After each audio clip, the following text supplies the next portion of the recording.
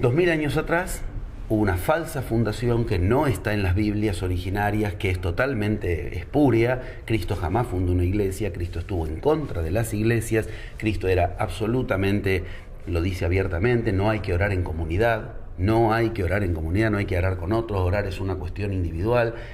La iglesia se llama iglesia, o sea, eclesiastes, o sea, comunidad. Cristo dice abiertamente, no llaméis padre a otro hombre en la tierra, llama padre solamente el que está en el cielo. ¿Cómo se hacen llamar los de la iglesia? Padre. Y si no le dice padre, se ofenden muchísimo. Bueno, el tiempo, la verdad, la fe, el tremendo concepto del que la iglesia manoseó y vituperió tanto, llamado metanoia, que la iglesia traduce como arrepentimiento, y que no tiene nada que ver con lo que Cristo ubicaba cuando ubicaba la metanoia, el arrepentimiento. Y el peor, el más escupido, basureado, vomitado y manoseado, el concepto del amor. ¿De qué hablaba Cristo cuando hablaba de fe? Verdad, amor, arrepentimiento, y eso que Cristo pone en el centro y que es totalmente ignorado, llamado el tiempo. Con esos 5 conceptos tenemos perfectamente enmarcado lo que Cristo enseñó. Yo no digo que lo que Cristo enseñó se reduzca a esos conceptos, digo, es el marco. Para Cristo la fe lo concepciona y está ubicado con precisión, porque Cristo, empecemos por recordar, yo lo hago casi como una broma, miren que Cristo no era cristiano. Claro. Cristo era hebreo, era judío. Entonces leía el Antiguo Testamento. En el Antiguo Testamento la fe se nombra de un modo particular, que es la emuná. A veces lo vas a encontrar como menuá también, por etimología distinta. La emuná. La emuná significa literalmente certeza absoluta. La emuná significa literalmente, segunda traducción, verdad. Y la emuná significa literalmente, tercera traducción, matriz. O sea, ¿qué es la fe? Empecemos por el principio. Si vos crees, no tenés fe. Cristo usa la palabra emuná y la otra palabra en griego, que es la más fuerte, la vemos enseguida, y las dos se las traducen igual, fe. Emuná no significa lo que nosotros entendemos por fe. Entonces, si no se usara la palabra fe en la Biblia, sería mejor, porque la palabra en nuestro idioma, fe, nos remite a cosas completamente no solo distintas, opuestas a lo que Cristo ubicaba con la misma palabra, con la palabra fe. Tener certeza absoluta en lo que estoy diciendo, eso es tener fe.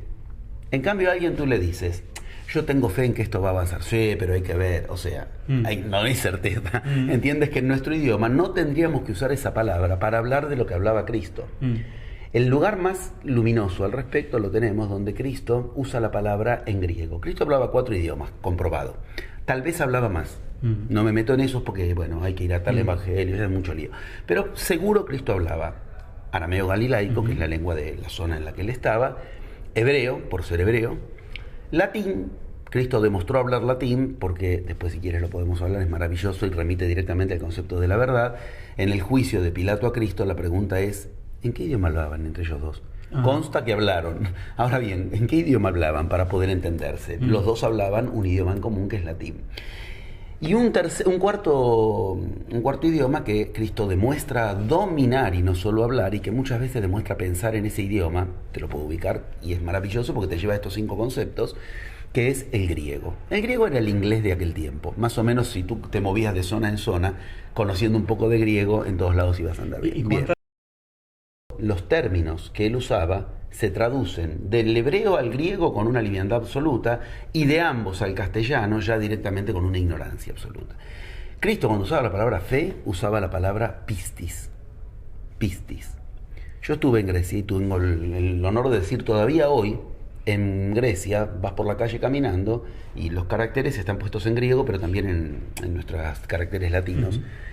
Y literalmente lo lees, trapezas tes pisteos. Trapezas tes pisteos. ¿Qué significa? Mesa de crédito, lo que nosotros llamaríamos banco. Pisteos, pistis, significa crédito. Todo lo contrario a fe. ¿Qué era el pistis para los griegos? Tener crédito. Tú tienes crédito, entonces puedes hacer tal cosa. Tú tienes crédito. Tener crédito, ganarse un crédito, una dignidad. Lo que para la religión originaria, la del Babalago, la de África, se llama el Olodumare, el hombre que emana dignidad. ¿Entiendes? Que apuntar a tener fe, como una creencia hueca en algo ciego. Y bueno, yo tengo fe que la Madre de Cristo era virgen y que murió y resucitó, estupideces totales. Tener fe en eso es lo que se te exige para hacerte creer que estás siguiendo a Cristo. Cristo no te pedía eso. Cristo le dice, tu crédito te ha salvado. Lo cual nos lleva a la siguiente pregunta. ¿Y con qué yo tenía crédito? ¿Con qué logro que mi fe, mi pistis, mi crédito, si fuéramos exactos, me salve? Ahí es donde empieza la enseñanza de Cristo. Cuando Cristo dice literalmente, le preguntan por la dieta y él dice, no es lo que entra por tu boca lo que va a pudrir tu vida, es lo que sale de tu boca lo que va a pudrir tu vida. Está poniendo la atención en con qué tengo pistis o no. Hay una concepción particular que Cristo tiene respecto de, que es la que había en su época y es la que se estudia en iniciación, con qué adquieres crédito en la vida. Hay que tener una palabra verdadera. Eso nos lleva al segundo concepto de Cristo, la verdad. Acá es donde podemos alquilar balcones para aprender de qué hablaba Cristo cuando hablaba de con qué ilumino mi vida. Ilumino mi vida con pistis. Claro, no hay que traducirlo con la fe me va a iluminar por vía de la creencia, porque ya te fuiste a la iglesia. No te fuiste a escuchar a Cristo, te fuiste a escuchar al cura. Se supone que este Papa quiere hacer una revolución en la iglesia. Ok, dale 3 conceptos y ya se evidencia que lo que está haciendo es más de lo mismo. Primero y principal. Esto poca gente tal vez lo tiene en cuenta, o hasta poca gente tal vez lo sabe, porque después se mandaron un contubernio espantoso.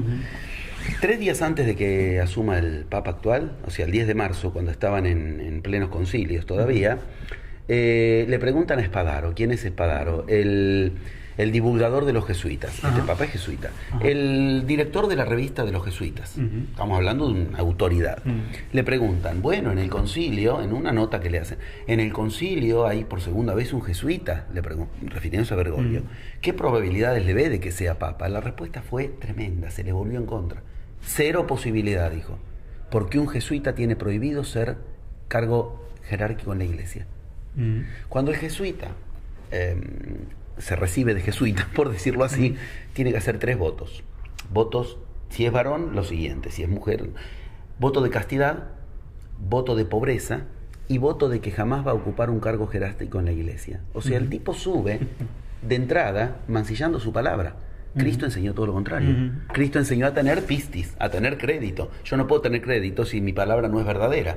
De entrada, basta el primer actito nomás, sin entrar en si es masón, si no es masón, signos que hay. Okay. Esto es concreto.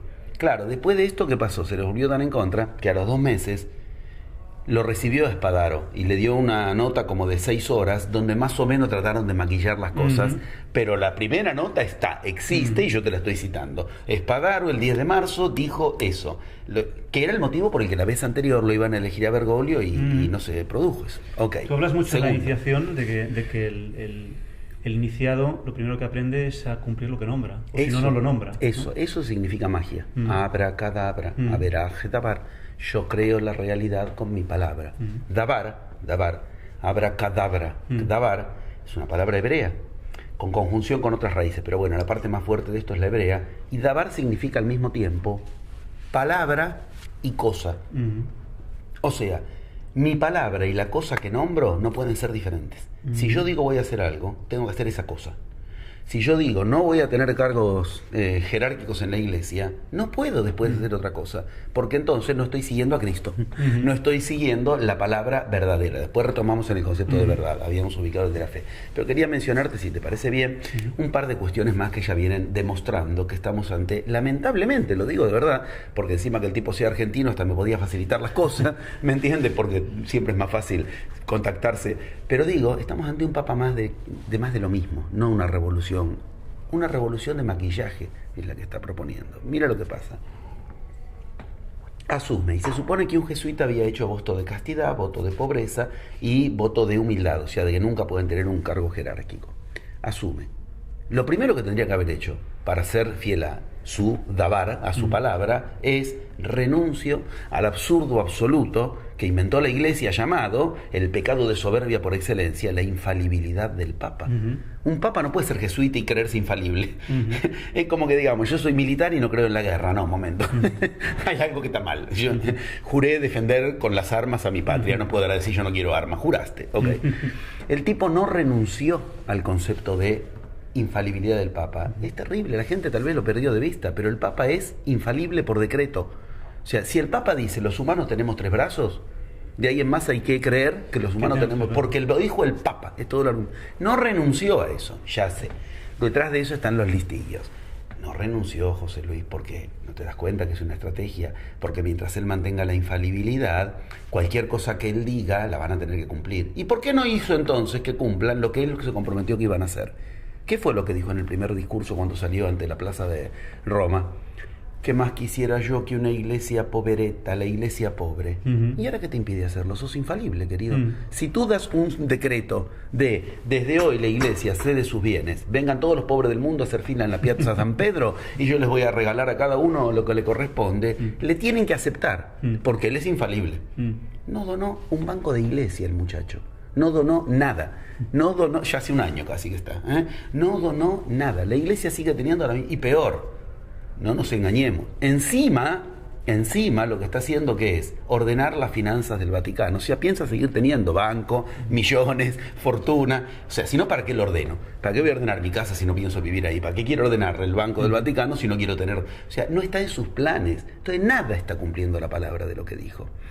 A partir de esto, creer que va a haber una revolución en la iglesia, porque el tipo llama por teléfono a alguna viejita cada 2 meses, porque anda por la plaza de San Pedro con la camiseta de San Lorenzo, son cambios de forma, pero el fondo sigue siendo el mismo. Si me permites, yo he visto un poco un símil con lo que pasó con Obama. Es decir, claro. Tanta saturación, y al final aparece Obama y parece como que, bueno, que ya... Perfectamente. ¿no? Ya, sí, y el Papa lo mismo, todo el mundo estaba ya, no poniendo la iglesia pero ya se pasó para el otro lado. Un Papa argentino, que habla de otra manera, que se abre un poco más, y ya todo el mundo se relaja. Eso es un cambio de forma, está muy bien, pero si detrás de la forma viene lo otro. Tanto símbolo, y al final todo lo mismo.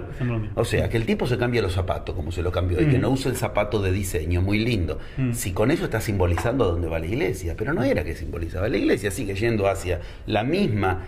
el mismo acopio de fortuna, solo que ahora la quiere ordenada y en blanco, o sea, la piensa seguir teniendo, y él dijo que quería una iglesia pobre, o sea, no lo hizo. Entonces no hay algo distinto, sigue habiendo un papa que dice una cosa y hace otra, o sea, sigue habiendo un papa que no sigue a Cristo. Los humanos no sabemos que nos tocó la peor parte de la repartija. Ya ser humano es horrible. Pero no lo digo yo, lo dicen los griegos. O sea, viene de desecho, ¿no? Además. Claro, el humus, la tierra no fértil. En un momento, otro día si quieres vemos la historia, pero en un momento se dividió cuando la humanidad, quiénes éramos humanos y quiénes éramos virtuosos. Y al hombre común, a ti, a mí, al medio pelo, a todos nosotros, se nos dio el lugar de humanos.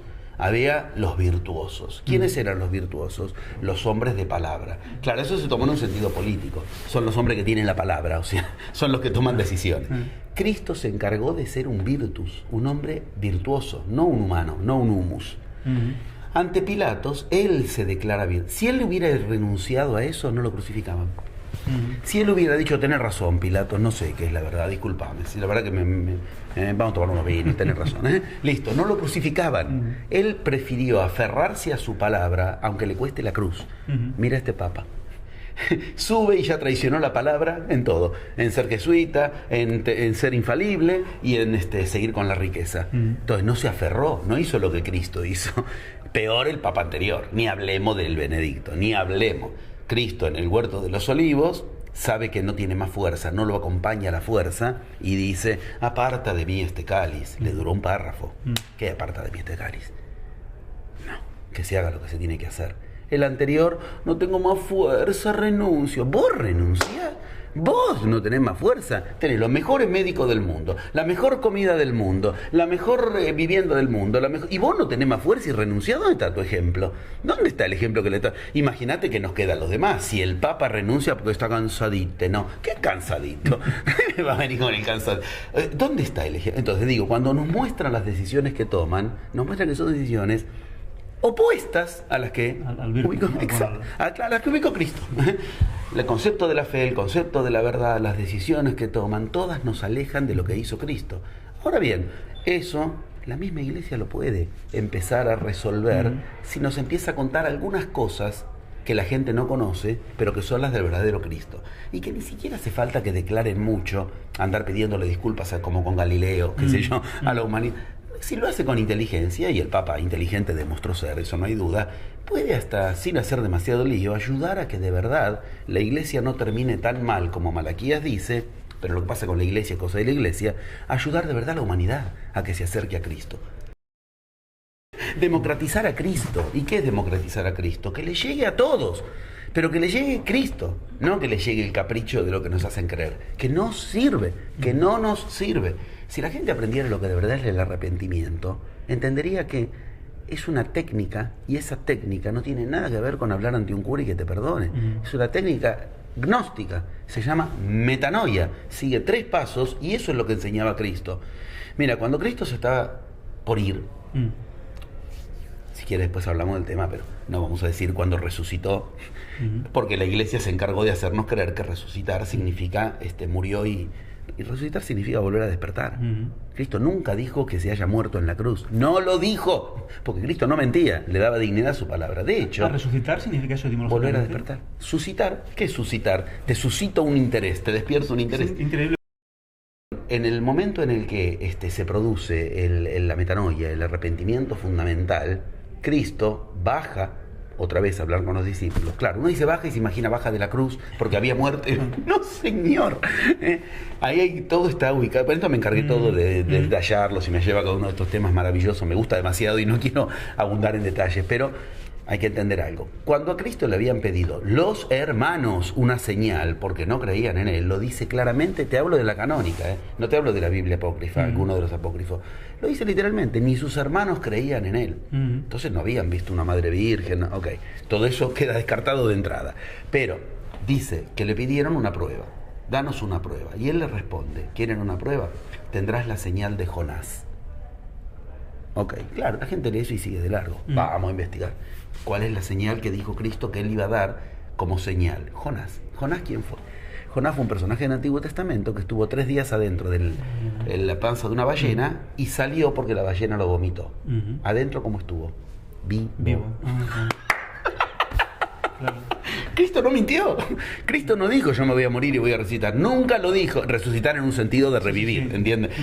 Y de hecho, el tipo fue tan honesto que les dijo, tendréis la señal de Jonás. Cambia la ballena por la caverna a la que lo llevaron y entiendes todo. Cristo estuvo 3 días como Jonás adentro de la ballena, vivo, restableciéndose, los eseños lo restablecieron, por eso dice la Biblia abiertamente, llevaban 45 kilos de aloe y mirra. ¿Para qué necesita 45 kilos de aloe y mirra si adentro hay un muerto? Claro, los ángeles en blancos, ¿no? Los eseños se vestían de igual. El aloe y el mirra son altamente curadores. ¿Para qué voy a llevar curadores ante un muerto? Son curativos, son medicinales. ¿No entiendes? Si llevaron eso y 45 kilos, además no era todo aloe y mirra, porque después con qué corrían la piedra, y dicen que hubo una gran explosión, un temblor. Porque aparte 45 kilos tenés para resucitar un ejército, más o menos, digo. Bueno, ok, pero eran medicinas, no eran selladores de lo que se usa con los cadáveres que les sellan, no. Bueno, ok, entonces entendamos. Cristo se vuelve a encontrar con sus discípulos después de la cruz y ficción. Yo lo digo así siempre, la cruz y ficción de Jesucristo. Entendamos que ahí hubo toda una ficción. Me gusta el juego de palabras. Es maravilloso, hay que escucharlo. ¿Por qué eligieron esa palabra, no? Solo hay que escucharlo. Después de la cruz y ficción, Cristo se vuelve a encontrar con sus discípulos.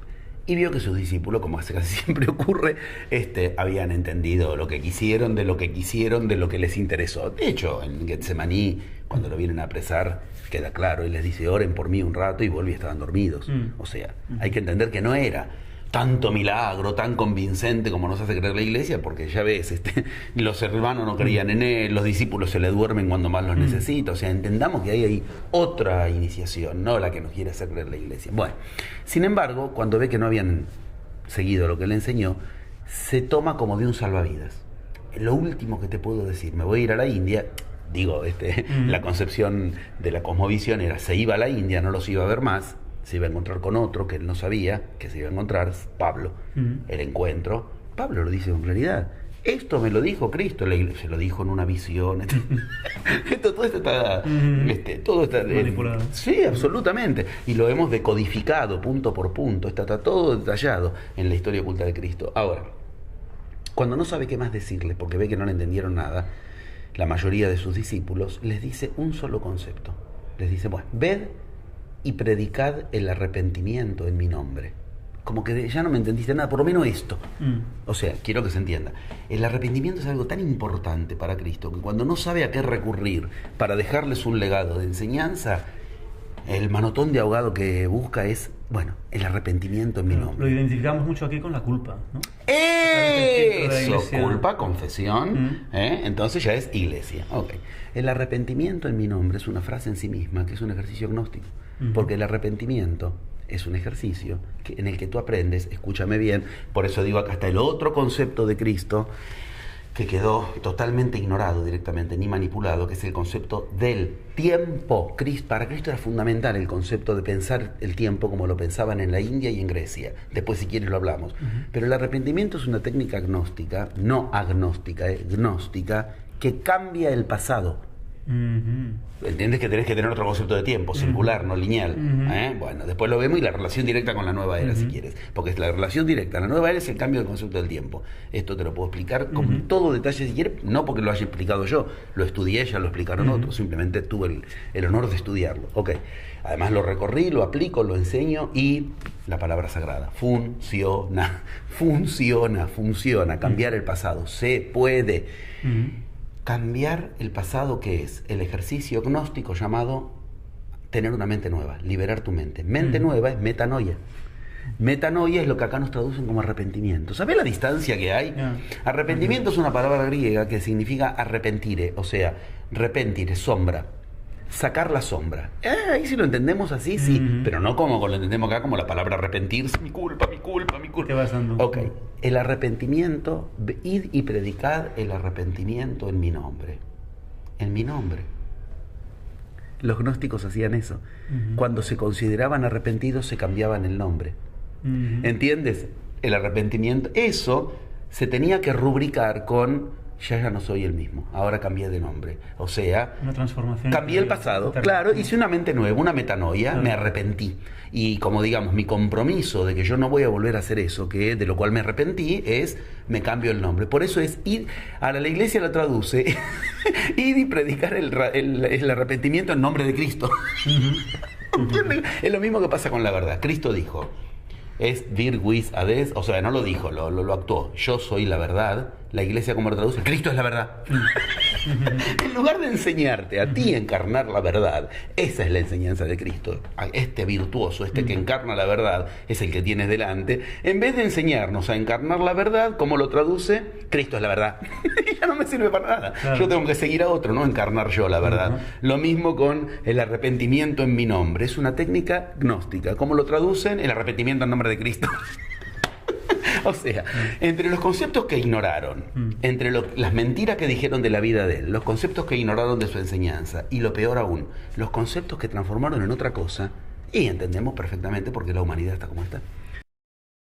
Lo que sí sé es que de verdad estoy colaborando a que haya nueva era con estas cosas. O sea, no nos tenemos que dar a esperar a que la ciencia, la política, la economía o la religión nos resuelvan las cosas. ¿Sí? Estamos haciendo algo para que la gente conozca lo que Cristo enseñó. ¿Qué? 2 puntos. Generar realidad propia. Eso es lo que hace un Dios. Y Cristo nos dijo que tenemos que reencontrarnos con nuestra divinidad. Generar Dios en nosotros. Y para eso hay 11 pasos. Y esos 11 pasos Cristo los enseñó con estos 5 conceptos. Que cuanto más los investigas, más te llevan a esos 11 pasos. Y al final estamos hablando de no solo de empoderarse, si está bien aplicada la palabra en este caso, o de recuperar el poder como seres humanos, dejar de ser lo que otros, ¿no? nos han proyectado o hemos dejado proyectarnos, elegir la experiencia vital. Y es terrible. Hace un rato me hicieron una nota de una radio y me preguntaban por qué la humanidad está como está. Y yo les decía que está como dicen las profecías que tienen que estar. ¿Por qué? Porque efectivamente, ¿cómo no vas a vivir descorazonado, lleno de ira, lleno de desinterés, ellos me decían, la gente no mira los ojos a los demás, a nadie le importa nada. Yo decía, pero por supuesto, si nos han convencido que nuestra realidad no depende de nosotros, entonces ¿qué vamos a hacer? No me resuelven la realidad, entonces sálvese que pueda. ¿Entiendes? Esto es un camino en el que lo individual genera la mejora colectiva, que es lo que dice la profecía de este cambio de era. Se acabó la idea de que la humanidad va a mejorar. Claro, tiene que mejorar tú, tengo que mejorar yo. Claro, y ahí voy, el mensaje que todo el mundo está esperando, o mucha gente está esperando, es que los políticos, que los economistas, que los bancos, los banqueros, buscando culpables fuera, buscando...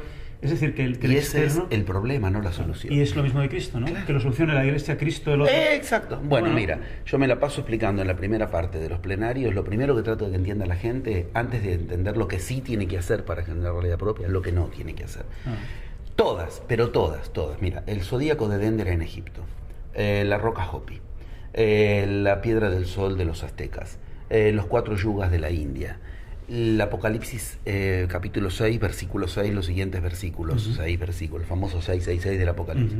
Todas te advierten que hay 4 cuestiones que nos van a llevar a lo peor, los 4 jinetes del Apocalipsis, los 4 yugas, los 4 muñequitos de arriba de la roca Hopi. Todas te advierten. Esos 4 son, todas lo dicen, y está claramente dicho, y en la Biblia está, religión, política, economía y ciencia. No dicen que no tienen que existir, dice, tienes que sacarla del centro de tu vida, de girar alrededor de eso. Está muy claro, la roca Hopi tiene en el centro una imagen.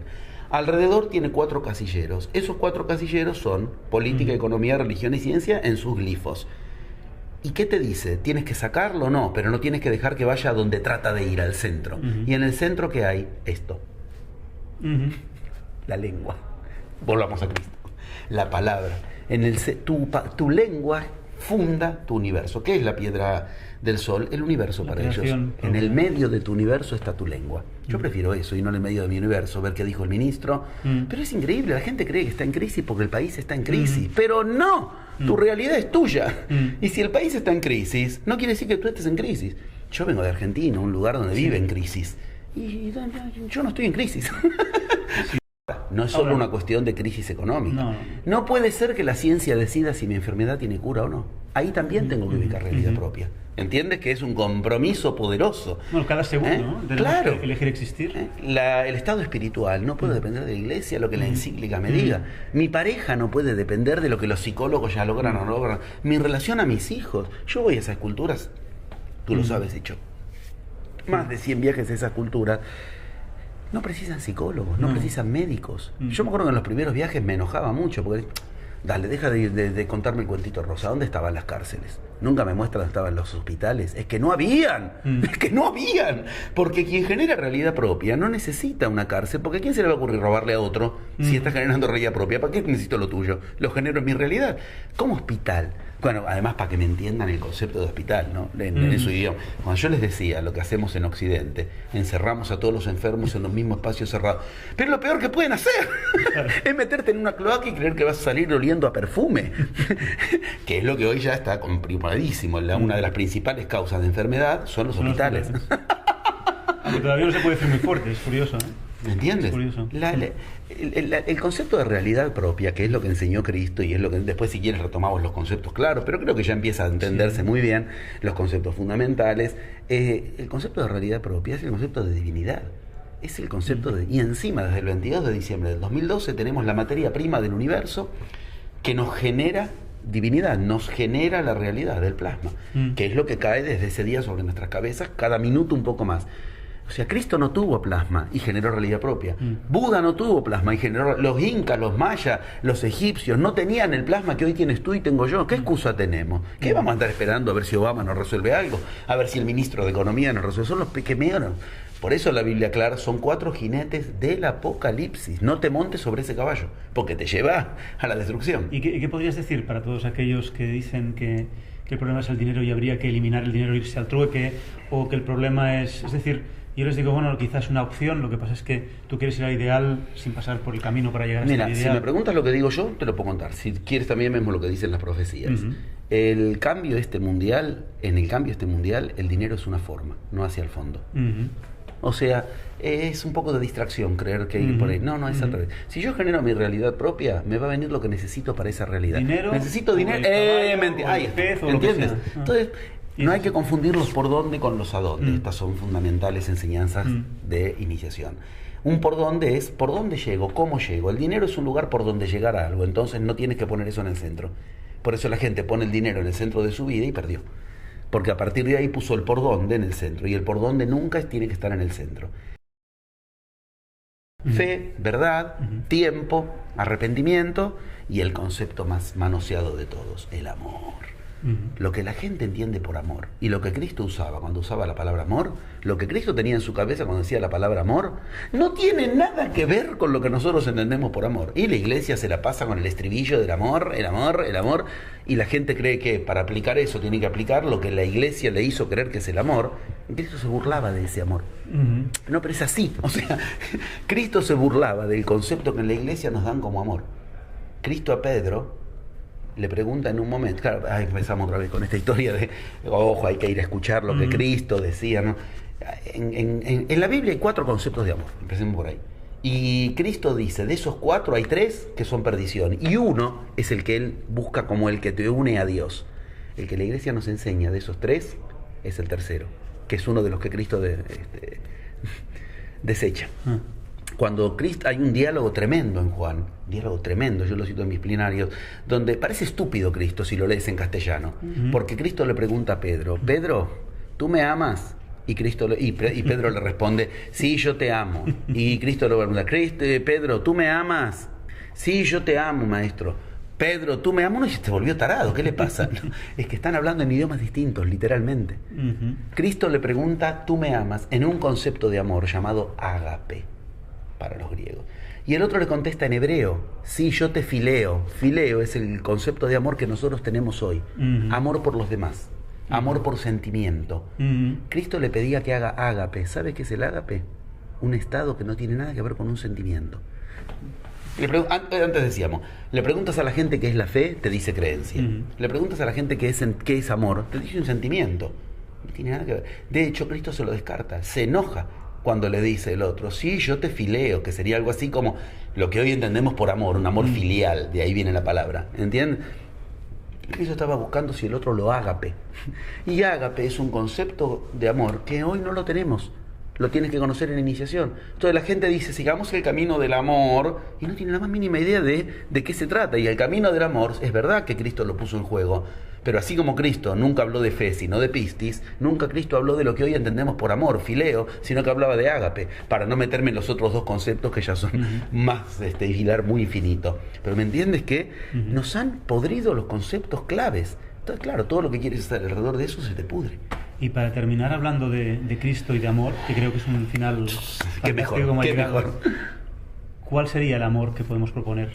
¿Ese amor? Ese amor, ¿cuál sería el amor para que nos entiendan? Yo hablo mucho del sol. Sí, bueno, te fuiste ahí, es exactamente. No es opinable, es así. O sea, cuando Cristo hablaba de amor, hablaba de ágape. Y ágape significa, es un concepto griego, tripartita, ágape, claro, el agalma de los griegos, el agatón, que era el dueño de todo eso, el dueño de casa en el banquete de Platón, y el agálmata, que es el objeto al cual le das agalma. Agalma significa, si lo tuviéramos que traducir en una sola palabra, brillo. Por eso te digo, te fuiste al sol. Darle brillo a lo que haces es darle amor. Uno puede decir, un empleado que está haciendo su trabajo, gris, desinteresado, ese tipo no ama lo que hace. ¿Ves cómo? Por eso las palabras... Ahora, ¿con qué le doy brillo a lo que hago? Ahí empieza el camino de la iniciación. Ahora, darle brillo a lo que haces está mal visto socialmente. Sí, claro que sí. Claro que sí. Encima se creen que es algo de que tú te quieres lucir. ¡Sí! ¡Me quiero lucir! Y quiero que lo mío luzca, efectivamente. El camino de la iniciación es el camino de la luz, o sea, del brillo. Y esta es la era de la luz, del brillo, la nueva era. Entonces, el que no sigue el ágape va a ir a contramano de la nueva era. Ahora, ahí empieza la gran pregunta. ¿Y con qué le doy brillo a lo que hago? Remítase a los otros conceptos. Con palabra verdadera, con fe, ¿entiendes? Ahí empieza ese juego en el que Cristo te lleva Cristo y todas las iniciaciones te llevan de concepto en concepto en esos 4 conceptos centrales y el del medio que engloba todo, que es el del amor. Ahora, esto tiene premio, por decirlo así. Cuando a lo que haces le das brillo, todas las iniciaciones lo dicen, Cristo lo diga, es como que digamos, ahí te ayuda lo divino. Ahí empieza el juego de la magia. Cuando lo que haces le das brillo, se te producen casualidades a favor, se te produce sueños que te revelan soluciones, se te produce que Dios esté de tu lado. A Dios le gusta lo brillante. Esto mismo es lo que en manera menos poética encontré concretamente en los infinitos caminos de montaña, de selva con los chamanes. Si vas a subir a donde está la parte alta de la montaña, los apus, o sea, los dioses, para decirlo fácil, y vas a subir sin brillo, no te van a dejar subir, te van a quebrar una pierna, no quieren saber, no quieren que llegues ahí arriba si vas a llegar de mal humor, fastidioso, y como en la montaña lo más fácil es ponerse de mal humor, fastidioso, no hay oxígeno, cada paso te lo digo habiendo estado, entonces entiendes por qué las pruebas iniciáticas te llevan a un estado interior para lograr un brillo en el que si llegas ahí arriba y dices bien lo que quieres, cuando bajas se cumple. En las pirámides de Egipto, a mí me pasó, en las pirámides de Egipto entré con brillo, o sea, haciendo todo lo que aprendí que tenía que hacer. Se produjo una casualidad única que a mí, una de las cosas de la vida que más agradezco es lo que me pasó ahí adentro, que yo sabía que le había pasado a 3 personas nada más, a Napoleón, a un investigador que se llama Paul Brunton, que sé que le pasó, y a Cristo, que es que se quedó a solas adentro de la pirámide. Cuando yo entré a las pirámides, no sé qué pasó, se cerró la puerta. Había un conflicto que había como político, la cuestión es que cerraron por seguridad y se olvidaron de mí adentro, me hicieron el mejor favor que me podían hacer. Otro se caga de miedo. Otro, sí, no tengas duda. Me dejaron adentro, estuve como 20 minutos solo adentro, solo con mi esposa, adentro de la pirámide. Solo digo en cuanto a yo con mi vocación, pero ella también forma parte del camino, sabe muy bien. De hecho, el guión de la película lo hizo ella y pudimos hacer exactamente lo que había que hacer. Terminamos de hacer eso, se abrieron las puertas otra vez y se escuchó un canto, como digo, me morí, porque era un canto como celestial. Digo, uy, entré en el cielo, no me digo. Estaban entrando 2 nenes haciendo un canto religioso. A los 2 años nació el primer hijo y después nació el segundo hijo, 2 nenes. ¿Ves cómo la invocación? Ok, salgo de la pirámide haciendo ágape, haciendo brillo. El calor era imposible, no podía. Eran las épocas de los primeros mails, que tenías que ir a los locutorios, o sea, no había un celular. Entonces, basta, ya la emoción nos había desbordado. Vamos un rato a alguna galería, algún lado para tomar un poco de fresco con el aire acondicionado y de paso vemos los mails. Terminé de hacer el ágape en la pirámide. El primer mail que bajó, Damián diciéndome, en Europa se ha formado el primer grupo para que puedas ir a enseñar, ¿ves? Abre puertas. Eso es lo que trataba de decirte. O sea, el brillo, el ágape, hace que la magia se ponga de tu lado. Tú lo que tienes que ocuparte de que es de brillar. ¿Y por qué a todos los iniciados se les pone el brillito alrededor? Ahí tienes. Eso es estar en ágape. Que no tiene nada que ver con un sentimiento, con sentir amor por los demás, como nos hacen creer. Es verdad que el amor es el camino, pero el camino del amor es lo mismo que decir el camino del brillo, el camino de la magia. Y ese camino es el que hace que las cosas tengan ayuda de otro lado, por decirlo así. Mira a la gente cuando quiere seguir el camino del amor lo que sigue. Un sentimiento por los demás, que está muy bien, pero de los 4, ese no era el que perseguía a Cristo. Cristo no es que dice no hay que sentir ese amor, no es ese el que a él le interesa. Cuando él enseña amor, usa otra palabra, y esa palabra a nosotros se nos perdió con los siglos. La gente se cree que ágape es invitar a comer a alguien. Como esto se enseñó en el ágape de Platón, que era iniciado, Platón, y se enseñó en el banquete, el ágape, la gente se cree que entonces eso, el motivo por el que de esto desemboca en sentarse a comer, y que parece que además es malo, porque un ágape parece una cosa de ostentación, sí, tenía que tener brillo, ¿entiendes? Pero no tiene nada que ver con sentarse a comer, ni el amor tiene nada que ver con lo que creemos que el amor es ágape, y ágape no es solidaridad, no es caritas. Como lo tradujeron. Pues me quito para dar a los demás. Eso, como lo tradujeron cuando tradujeron ágape al latín, la tradujeron como caritas.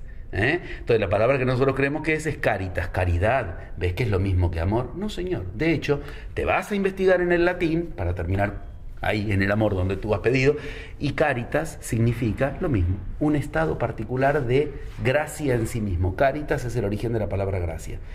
Entonces es una gracia en ti mismo. Y las 3 caritas, las 3 gracias que son belleza, esplendor en sí mismo, o sea, no son le está dando algo a otro, brilla. Entonces empieza ese juego. Claro, ocuparte de brillar es ocuparte de darle luz a la humanidad, empezando por encender tu vela. Esto es lo que aprendí en todos lados, esto es lo que en Tíbet te enseñan. Atravesar la oscuridad envueltos en luz. Eso es la nueva era.